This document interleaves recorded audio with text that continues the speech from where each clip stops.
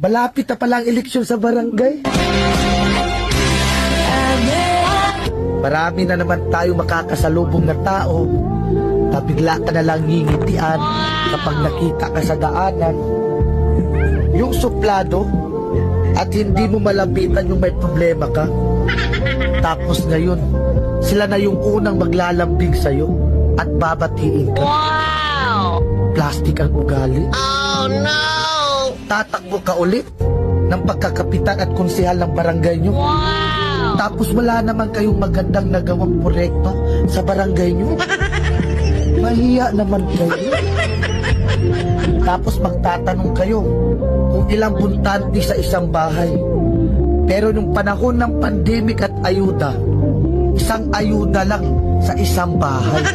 Tapos kung mamalasi ka pa, wala ka pang makukuha na ayuda kapag kalaban mo pa ang tagalista. Kaya vote wisely para hindi sayang ang boto natin. Tandaan nyo, sa ating boto, nakasalalay ang panalo ng isang kandidato. Wow! Kung may magtatangka sa'yo magbigay ng pera, sabihin mo, minimum 1,000. Aba, sa mahal na bilihin ngayon at bigas, hindi kasya yung 300.